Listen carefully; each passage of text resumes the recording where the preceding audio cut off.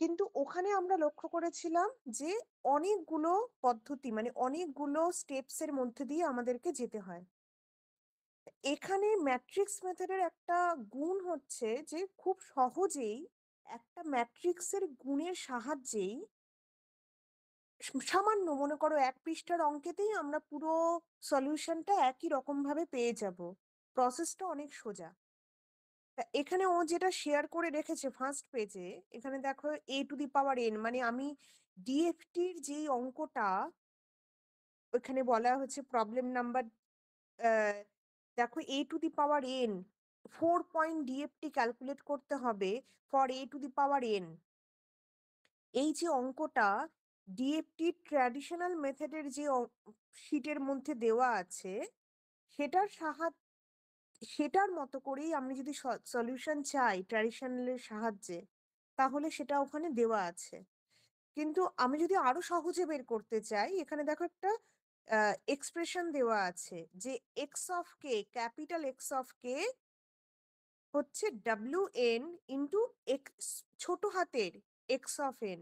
এই ছোট হাতের এক্স অফ এন মানে ডিসক্রিট টাইম সিগন্যালটা, ছোট হাতের এক্স অফ এন মানে ডিসক্রিট টাইম সিগন্যালটা মানে আমার কাছে যেই সিগন্যালই থাকবে এক্স অফ এন এ সেটা 4 পয়েন্ট ডিএফটি আছে বলে আমরা সেটাকে কি করব 4 পয়েন্ট ডিএফটি মানে আমরা চারটে ভ্যালু আমার লাগবে n ইজ ইকুয়াল টু 0 1 2 3 চারটে ভ্যালু। তাহলে দেখো এখানে a to the power n যেহেতু এর মান 3 বলে দেওয়া হয়েছে তাই এখানে 3 to the power 0 3 to the পাওয়ার 1 করে 3 কিউব অবধি করে ভ্যালুগুলো বের করে নেওয়া হলো। এটা হচ্ছে প্রথম কাজ ম্যাট্রিক্স মেথডে। ম্যাট্রিক্স মেথডে এটা প্রথম কাজ হবে যে যখনই আমার কত পয়েন্ট ডিএফটি এটা বলে দেওয়া থাকবে তখনই ততগুলো মান আমার বের করে নিতে হবে কারণ সেটা ডাব্লু ম্যাট্রিক্সের সাহায্যে আমার গুণ করতে হবে। আচ্ছা এখানে একটা কারেকশন আছে এই যে for n is equal to 4 এই x4 ইজ ইকুয়াল টু লেখা আছে না 1369 এটা 13927 হবে। হ্যাঁ এই যে দেখো ওপরে আমরা আমার যে ভ্যালুগুলো বের হয়েছে সেই ভ্যালুগুলোই এখানে বসবে 13927 মানে 3 to the power 0 3 to the power 1 3 square and 3 cube. এবার একটু তুমি নিচের দিকে এসো। হ্যাঁ গুড, আরেকটু ওপরে যাও। হ্যাঁ না না মানে আরেকটু নিচের দিকে এসো, সরি আরেকটু নিচের দিকে এসো। হ্যাঁ ম্যাট্রিক্সটাই দেখা যাবে, হ্যাঁ ব্যাস ব্যাস একদম ঠিক আছে। এবার দেখো ম্যাট্রিক্সটার সাথে ওই এক্স অফ এন এর মানটাকে গুণ করে দিলেই কিন্তু আমরা একেবারে সরাসরি ডাব্লু এক্স অফ কে মানে ডিএফটির সলিউশন পেয়ে যাব। ডাব্লু ম্যাট্রিক্সের সাথে সরাসরি আমরা যদি ওই ডিসক্রিট সিগন্যালটাকে গুণ করে দেই তাহলে সরাসরি আমরা ডিএফটির সলিউশন পেয়ে যাব। তা এখানে বাঁদিকে দেখো একটা কোয়াড্রেন্টের মতো ছবি আঁকা আছে। এটার মানে হচ্ছে ওই যে আমরা শিখেছিলাম ফার্স্ট কোয়াড্রেন্ট সেকেন্ড কোয়াড্রেন্ট এইভাবে চারটে কোয়াড্রেন্ট। এখানে এই চারটে কোয়াড্রেন্ট মিলিয়ে আমার 360 ডিগ্রি আছে টোটাল। তা এখানে যেহেতু 4 পয়েন্ট ডিএফটি তাই এই পুরো 360 ডিগ্রিকে আমি 4 ভাগে ভাগ করব। 4 পয়েন্ট ডিএফটির জন্য আমি 360 ডিগ্রিকে 4 ভাগে ভাগ করব, তাহলে হলো 90 ডিগ্রি করে। শুরু সবসময় আমার হবে এই যে কে এর মান 0 1 2 3 ঘড়ির কাঁটার দিকে ঘুরছে, এটা সবসময় শুরু হবে আমার 0 ডিগ্রি লাইন থেকে মানে ডান দিকের পজিটিভ রিয়েল অ্যাক্সিস থেকে, 0 ডিগ্রি লাইন থেকে। দেখো 0 ডিগ্রি লাইনেই কে ইজ ইকুয়াল টু 0। তারপরে ঘড়ির কাঁটার দিকে চলে আসলো হলো কে ইজ ইকুয়াল টু 1, আবার ঘড়ির কাঁটার দিকে গেল কে ইজ ইকুয়াল টু 2। এইভাবে 0 1 2 3 চারটে আমার এন পয়েন্ট 4 পয়েন্ট ডিএফটি। তাহলে আমার চারটে ভ্যালু এখানে পেয়ে গেলাম। এবার এই ভ্যালুগুলোকে আমার ক্যালকুলেট করতে হবে। আমরা মনে মনে ভেবে নেই যে এখানে একটা ইউনিট সার্কেল আছে। ইউনিট সার্কেল মানে একটা বৃত্ত যেটার সেন্টার নাকি 0,0 লাইনে আছে এবং যার রেডিয়াস সব জায়গায় হচ্ছে 1। তাহলে সেরকম একটা সার্কেলের আমি যদি ভ্যালু ওই 0 ডিগ্রি লাইনে বের করতে চাই, ওই পয়েন্টের যেখানে 0 ডিগ্রি লাইনকে ক্রস করছে, সেটা কি হবে? সেটা হবে আমার ভ্যালু কত হবে? এখানে কেউ কেউ বলছে ক্লাসে জয়েন করতে পারছে না। আর নিঃসন্দেহে অন্য কোনো নাম্বার থেকে জয়েন করার চেষ্টা করছে, মানে not from DIU email ID.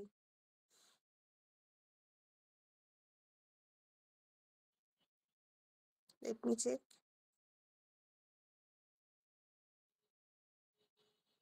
না, ওকে। তা এখানে দেখো, যখন হচ্ছে 0 ডিগ্রি লাইনে আছে তখন হচ্ছে আমার ভ্যালু কত হবে? 1। যখন ওটা -90 ডিগ্রি লাইনে চলে আসলো তখন ভ্যালু কত হবে? -90 ডিগ্রি লাইনে। সেখানে কিন্তু আমার রিয়েল অ্যাক্সিস, রিয়েল অ্যাক্সিসে কোনো ভ্যালু নেই। সমস্ত ভ্যালুটা আমার ওয়াই অ্যাক্সিসে, ইমাজিনারি অ্যাক্সিসে আছে, নেগেটিভ সাইডে।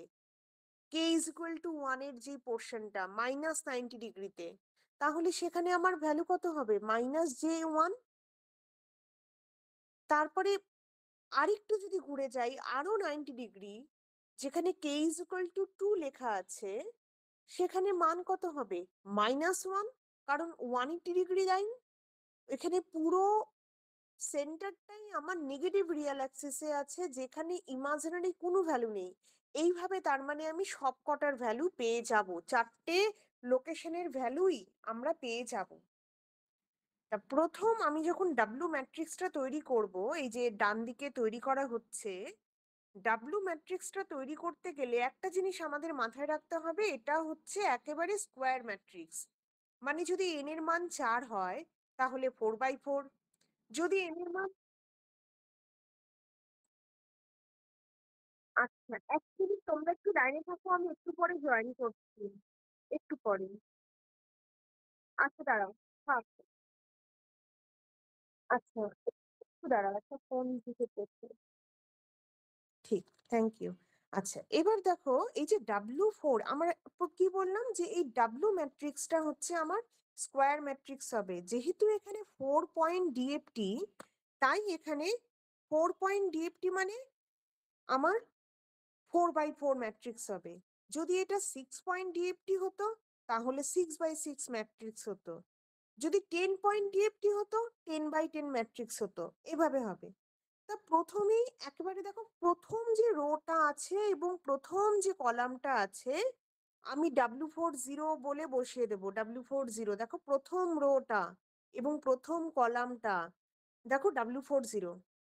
এখানে আর কিচ্ছু ভাবার নেই, যে কোনো n এর মান যাই হোক না কেন, আমার ফোর W40 দিয়ে কমপ্লিট হয়ে যাবে। মানে যদি মনে করো আমার 8 পয়েন্ট ডিএফটি হতো, তাহলে 8/8 ম্যাট্রিক্স হতো এবং প্রথম রোটা W80 দিয়ে হতো, আর আমার প্রথম কলামটাও W80 দিয়েই পূরণ করা হতো। এখানে কোনো অন্যথা হবে না। এবার আসলাম সেকেন্ড রো। দেখো সেকেন্ড রোতে আমার ওই মানটা ধীরে ধীরে এক এক করে বাড়তে থাকবে। দেখো W40, 1, 2, 3। থার্ড রোতে ওটা 2 দিয়ে বাড়তে থাকবে, 0, 2, 4, 6।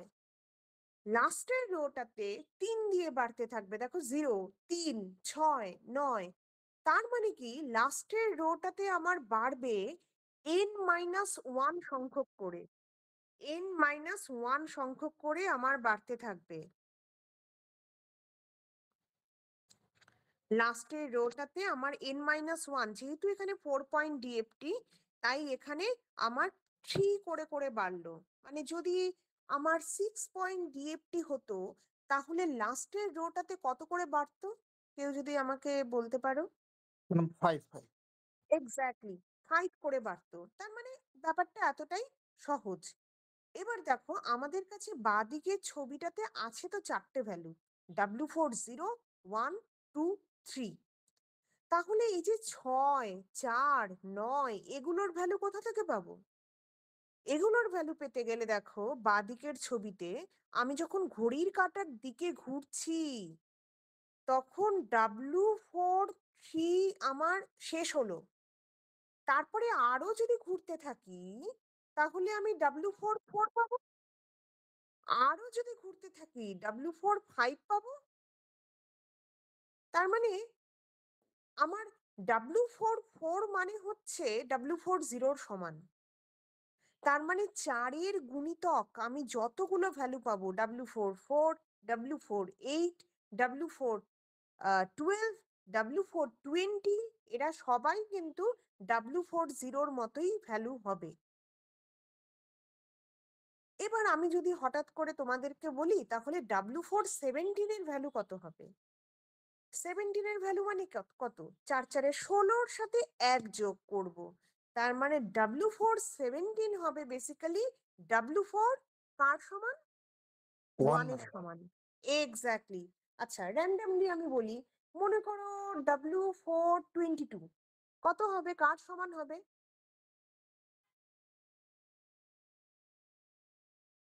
W422 22। W42 মানে এক্স্যাক্টলি, এক্স্যাক্টলি। 22 মানে হচ্ছে আমার ৪ ৫ এ ২০, ২০ র সাথে আমার ২ যোগ হলো। তার মানে W42 এর সমান হবে। ঠিক একই পদ্ধতিতে দেখো আমরা এখানে W44 টাকে W40 দিয়ে রিপ্লেস করে দিয়েছি এবং W46 কে আমরা W42 দিয়ে রিপ্লেস করে ফেলেছি। W49 কে আমরা ৪ দুগুণ ৮ প্লাস ১ মানে W41 দিয়ে রিপ্লেস করে ফেলেছি। তার মানে আমি আমার কাছে ভ্যালু থাকবে 0, 1, 2, 3 যেহেতু এটা 4 পয়েন্ট ডিএফটি। যদি আমার 6 পয়েন্ট ডিএফটি হতো, আমার ম্যাট্রিক্সের মধ্যে ভ্যালু আমি নিয়ে আসবো W6, 5 পর্যন্ত। তার বেশি কোনো ভ্যালু আমি আর রাখবো না। কারণ আমাকে তো মান বসাতে হবে।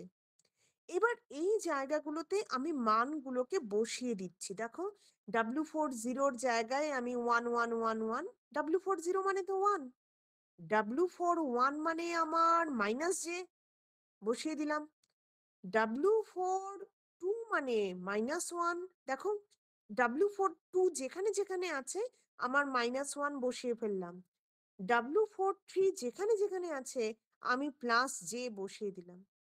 ভ্যালু বসানো হয়ে গেল। মানে আমার 80% কাজ কমপ্লিট। এবার পরের পেজে একটু চলে যাও। গুড।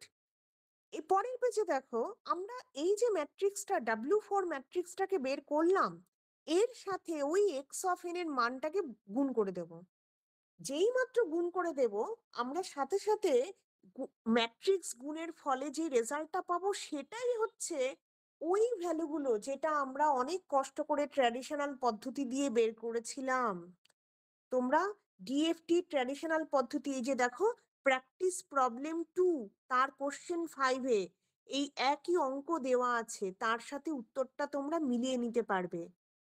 একই অঙ্ক, সেই কারণে আমি চুজ করেছি যাতে ট্র্যাডিশনাল পদ্ধতিতে দিয়ে আমরা যে উত্তরটা পাচ্ছি সেই একই উত্তর আমরা ম্যাট্রিক্স মেথড দিয়েও পাচ্ছি এত সহজভাবে। আমরা শুধুমাত্র ম্যাট্রিক্সটাকে লেখাটাই আমাদের যেটুকু শেখার বিষয়, বাকিটা আর কিছু নতুনত্ব কিছু নেই। তা এবার একটু যদি নিচের দিকে যাও আর একটু, এখানে আইডিএফটি করা হয়েছে। মানে আইডিএফটি মানে ইনভার্স ডিএফটি। মানে ডিএফটি হচ্ছে ডিসক্রিট টাইম সিগন্যাল থেকে আমি ফুরিয়ার ডিসক্রিট ফুরিয়ার ট্রান্সফর্মে এক্স অফ কে তে চলে যাওয়া।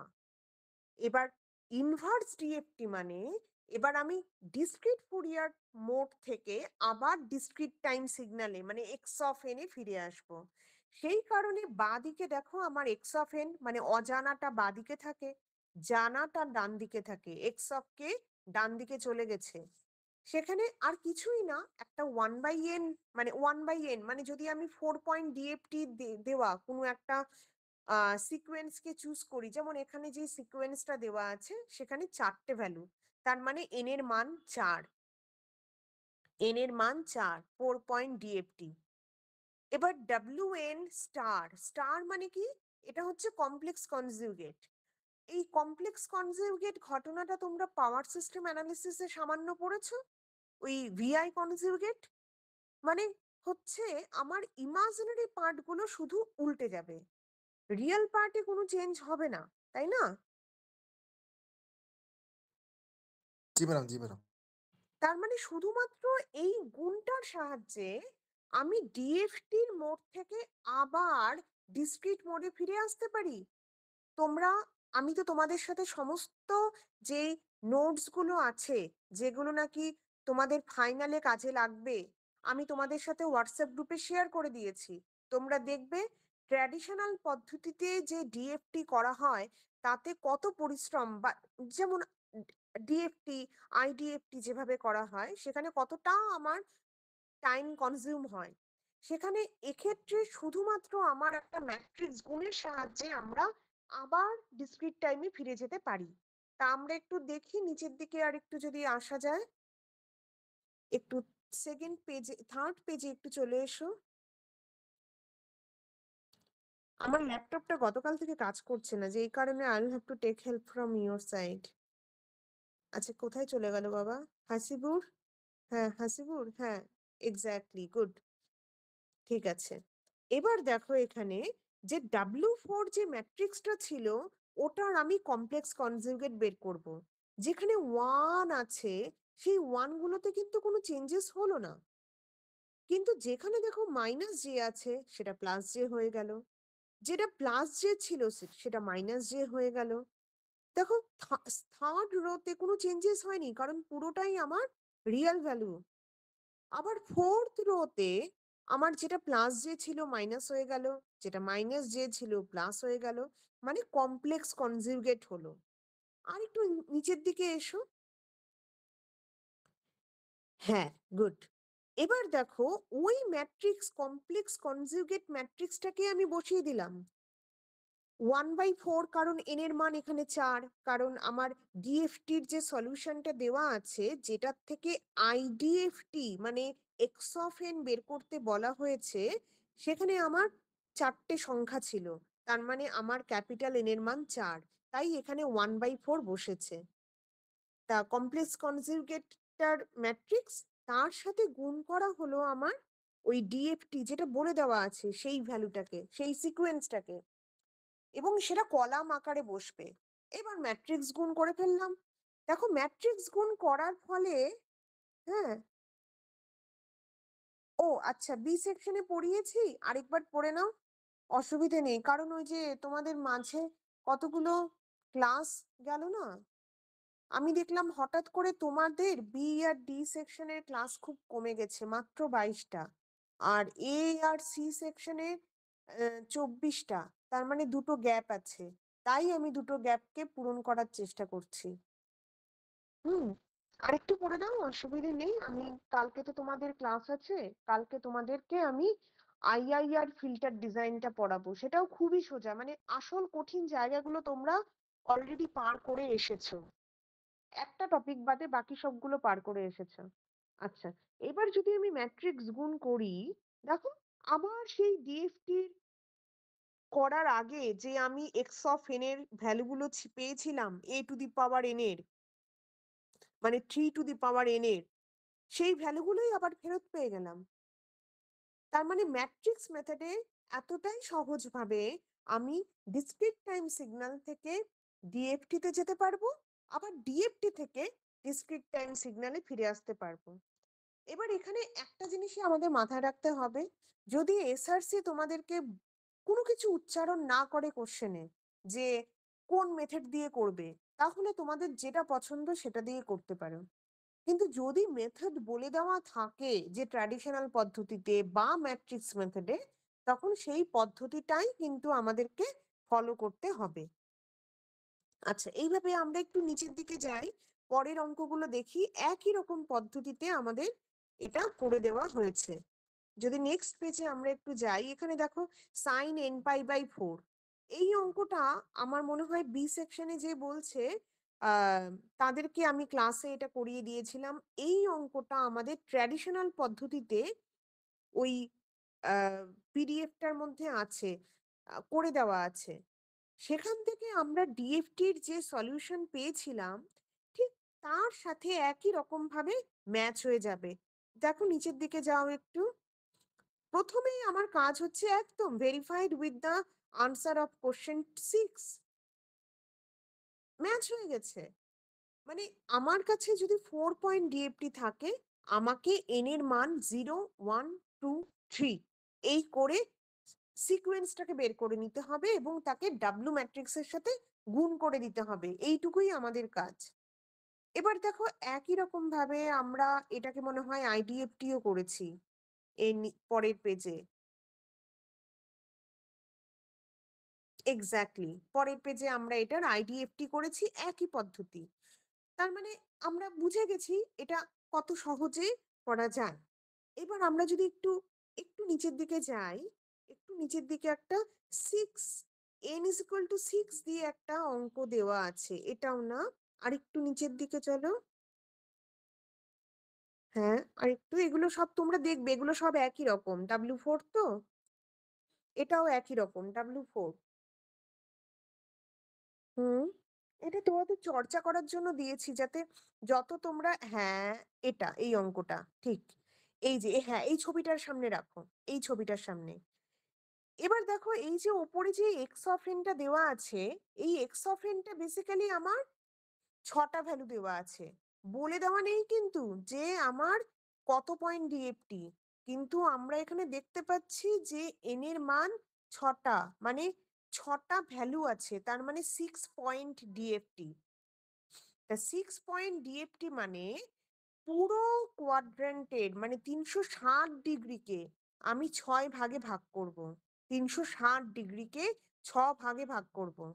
৬ ভাগে ভাগ করলে আবার আমাদের জার্নি কিন্তু শুরু হবে 0 ডিগ্রি লাইন থেকেই। তা 0 ডিগ্রি লাইন থেকে যদি শুরু হয় তাহলে ৬০ ডিগ্রি পরে গ্যাপে আমার 0 ডিগ্রি, -60 ডিগ্রি, -120 ডিগ্রি, +180 ডিগ্রি, +120, +60 এইভাবে আমার 60 গ্যাপে ঘড়ির কাঁটার দিকে ৬ টা ভাগে আসবে এবং ওই কোনো একটা ওই cos theta plus j sin theta এই অনুযায়ী আমার ভ্যালুগুলো বের করে নেব। একবার আমরা ভ্যালুগুলো পেয়ে যাওয়ার পর আগের পদ্ধতি অনুযায়ী দেখো আমরা ডাব্লু ম্যাট্রিক্সটাকে তৈরি করছি। দেখো নিচের দিকে দেখো ডাব্লু ম্যাট্রিক্সটা তৈরি করেছি একদম একই পদ্ধতি অনুসরণ করে। এবং এখানে আমি সাইডে ডাব্লু যে ৬ টা ভ্যালুর জন্য মানগুলো লিখে রেখেছি আমার নিজের সুবিধের জন্য, কারণ যাতে বসানোর সময় আমি ভুল না করে ফেলি। তা এগুলো আর কি ছোট ছোট ট্রিক্স যাতে আমরা ভুল না করি। কারণ ম্যাট্রিক্স মেথডে হবে কি, যেহেতু ম্যাট্রিক্সের গুণ করা ছাড়া আর কোনো কাজ নেই, তা সে কারণে যদি কোনোভাবে গুণ করতে বা কোনো ভ্যালু বসাতে ভুল হয়ে যায় তো সব গেল। সেই কারণে একটু আমাদেরকে একটু চোখ কান খোলা রেখে কাজটা করতে হবে। দেখো নিচে ম্যাম, হ্যাঁ, কোয়াড্রেটটা কি হচ্ছে 45 ডিগ্রি অ্যাঙ্গেল করে নিতে হবে এরকম কিছু? এক্সাক্টলি যদি আমার 8 থাকে, n এর মান যদি 8 থাকে তাহলে আমার 45 ডিগ্রি অ্যাঙ্গেল করে যাবে। কিন্তু তোমরা কখনো এরকম ভেবো না যে আমি তোমাদেরকে মনে করো n is equal to 5 যেখানে আমার দশমিকের সংখ্যা আসবে এরকম আমি কোনো অঙ্ক দেব না। কারণ এগুলোতে এরর বেশি আসবে এবং প্রবলেমেটিক ভুল হওয়ার সম্ভাবনা বেশি থাকে। এগুলোর জন্য বেস্ট হচ্ছে ম্যাটল্যাব বা পাইথন ইউজ করা। সেই কারণে এই ধরনের ৫, ৭, ১১ এই ধরনের ভ্যালু আমি তোমাদেরকে পরীক্ষায় দেব না। এটা কনফার্ম। আচ্ছা একটু নিচের দিকে যাও, আমি এখনই শেষ করে দেব। আচ্ছা দেখো একই রকম ভাবে শুধু আমরা ম্যাট্রিক্সটাকে গুণ করে দিলাম এবং আমরা ডিএফটির ভ্যালু পেয়ে গেলাম। এই হচ্ছে এত সোজা একটা ঘটনা। তা আমি ভেবেছি যেটা তোমাদের একটা কুইজ 4 আমি নেব ভেবেছি, যাতে আর কি যদি কারোর মেকআপ দেওয়ার ব্যাপার থাকে যে 4টের মধ্যে থেকে বেস্ট 3টে যাবে, তা আমি সেখানে ভেবেছি এই ম্যাট্রিক্স মেথডের উপর তোমাদের কুইজ 4টা নেওয়া যেতে পারে। এটাতে নাম্বার ওঠানো তোমাদের পক্ষে সুবিধে হবে। আচ্ছা, ঠিক আছে। আজান দেওয়ার ম্যাম সময় শুধু এই 6x6 করেন না ম্যাম। 6x6 করব না? জি আচ্ছা, ম্যাম। সে দেখা যাবে। আচ্ছা। তা এই হলো ঘটনা। তা তোমরা তোমাদের কাছে যেহেতু এখন সমস্ত নোটস দিয়ে দিয়েছি, তোমরা প্রিপারেশন স্টার্ট করে দাও। আর তোমরা প্রত্যেকে এখানে চ্যাট বক্সে তোমাদের আইডিস গুলো একটু লিখে দাও।